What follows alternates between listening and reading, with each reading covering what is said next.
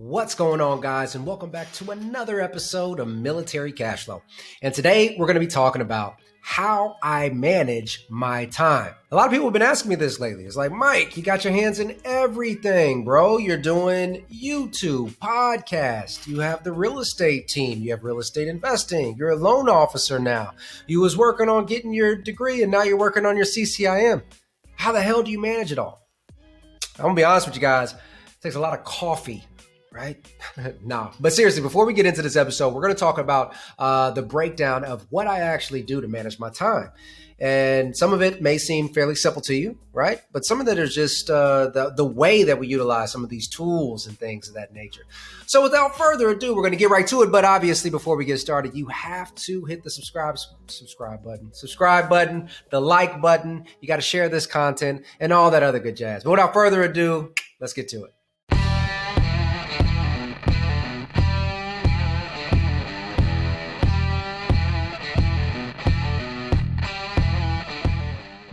All right, so we're going to hop right to it.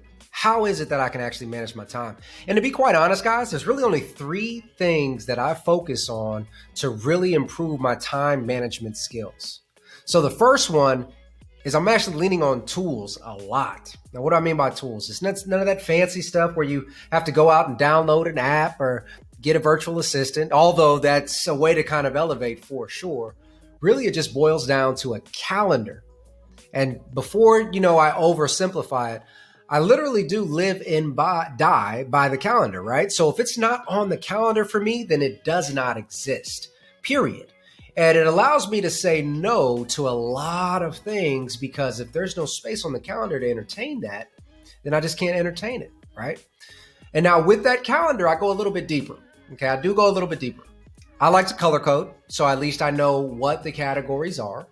But in addition to that, I really love alarms, right? Reminders, things that pop up 2 hours before an event, 30 minutes, 10 minutes before an event to really kind of keep me on schedule.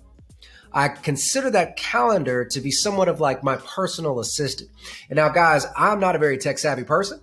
And I guarantee you there's so many apps out there now that you can have personal assistants. Matter of fact, Siri, Alexa, and all these other artificial intelligence types of systems can act as a personal assistant and send you those reminders, those verbal cues, and those things to kind of keep you on track.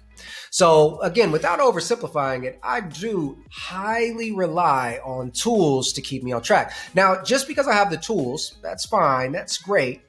But the question then becomes how? How do I optimize the calendar? Right? Because you can't put everything on there. So the second thing that I do is I do time blocking.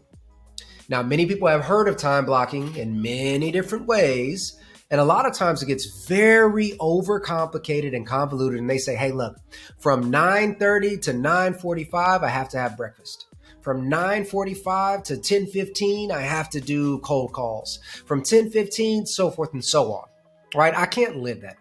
Right, I got out of the military for a reason. I need a little bit of flexibility in my schedule. In addition to that, I need to make sure that I can, take on a call if it's really important, but still not completely explode the time block requirements that I've set for myself. So for me, I simply just put categories into those time blocking, right? So one of it may be, hey, lead generation.